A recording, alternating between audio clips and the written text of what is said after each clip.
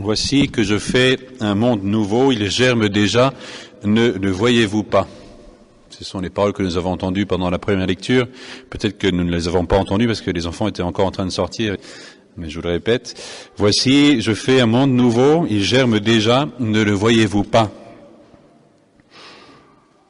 Nous approchons de la Pâque, c'est un événement qui nous renouvelle profondément, et les lectures que nous avons entendues, justement, nous invitent à vivre cette nouveauté. Nous allons reprendre brièvement les lectures que nous avons entendues, et ensuite nous réfléchirons sur cette nouveauté de la rédemption avant de tirer quelques conclusions concrètes.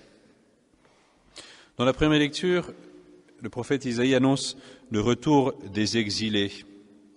On a l'impression que c'est comme un nouvel exode. Donc sans cesse dans les Écritures, il est question donc de sortir de l'esclavage pour entrer en terre promise.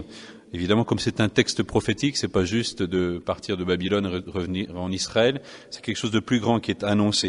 Et c'est pour ça qu'il dit, voici que je fais un monde nouveau, il germe déjà, ne le voyez-vous pas? Ce thème, il est repris dans le psaume que nous avons chanté,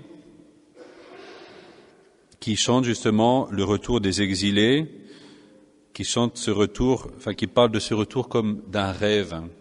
Quand le Seigneur agit dans nos vies, quand nous vivons quelque chose qui sort de l'ordinaire, on a l'impression de vivre un rêve éveillé.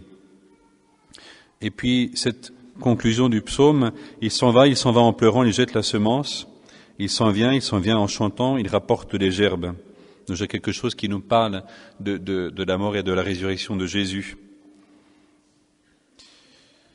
Dans la lettre aux Philippiens, Saint Paul nous parle de la connaissance du Christ comme d'une nouveauté. Il s'agit de la vie chrétienne, il s'agit de saisir le Christ. Il dit tout ce que je connaissais avant, je l'ai considéré comme des balayures, comme des ordures, pour cette chose nouvelle qui est de connaître le Christ Jésus, mon Seigneur. Pour lui, vivre ici-bas, c'est avoir foi au Christ. Il a tout laissé pour le suivre. Et puis finalement, donc cet évangile de la femme adultère, où on essaie de prendre Jésus au piège, en lui présentant ce cas. Les gens sont prisonniers, ceux qui ramènent cette femme sont prisonniers de l'application de la loi bête et méchante. Et Jésus ouvre une nouvelle voie. Il renvoie à la conscience de chacun. L'exigence, elle n'est pas d'abord pour les autres, mais elle est d'abord pour moi. Ce n'est pas évidemment rabaisser l'exigence de la loi ou supprimer la loi, mais c'est mettre la loi dans le cœur de chacun. C'est appeler l'homme à une conversion nouvelle. Moi non plus, je ne te condamne pas, mais va désormais ne pêche plus. Donc ces lectures sont bien appropriées pour nous préparer à la grande semaine donc qui commencera dimanche prochain. La Pâque de Jésus crée vraiment un avant et un après dans l'histoire de l'humanité. Et cette nouveauté, nous en vivons encore aujourd'hui. Nouveauté du salut qui nous est donné, nouveauté d'une connaissance du mystère de Dieu, absolument nouvelle, nouveauté de ce cœur nouveau qui nous est donné, ce cœur de chair. Au milieu de la grisaille, au milieu du froid, de la monotonie des jours, la monotonie du péché, un fait nouveau est apparu. Jésus, le Fils du Père éternel, a pris une chair humaine pour nous les hommes, pour notre salut. Il est venu converser avec chacun d'entre nous. Il a été crucifié, il est mort pour nous conduire à la vie véritable qu'il a inaugurée par sa propre résurrection. Donc cette nouveauté de la mort et de la résurrection de Jésus, elle nous est annoncée dans les prophètes, elle est déjà réalisée dans la vie de l'apôtre, dans le témoignage qu'il nous en donne, elle nous est proposée à chacun d'entre nous. Par le baptême, nous sommes invités à une vie nouvelle, nous sommes invités à suivre le Christ, pas à pas. Alors quelques petites pistes justement pour vivre cette nouveauté. Nulle mort, nulle souffrance qui ne puisse trouver du sens.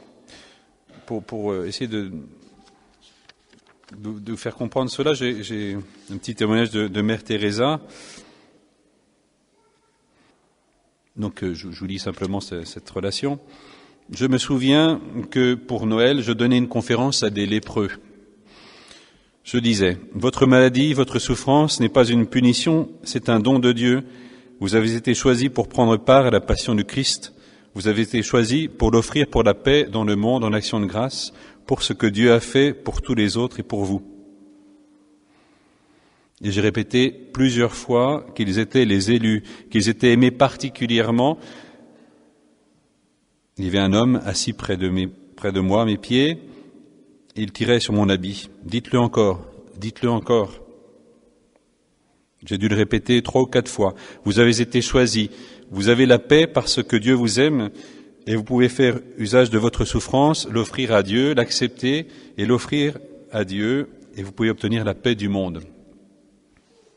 Donc évidemment, pour tenir un discours comme celui-là, il faut être Mère Teresa, mais c'est très intéressant pour nous-mêmes. Il n'y a aucune souffrance, aucune maladie, aucune épreuve qui n'ait son sens, qui ne puisse être offerte avec l'offrande de Jésus. C'est une véritable nouveauté et qui nous donne une espérance, justement, quand nous sommes éprouvés. Deuxième piste pour vivre cette nouveauté, c'est le Christ est là. Ce que vous avez fait au plus petit d'entre mes frères, c'est à moi que vous l'avez fait.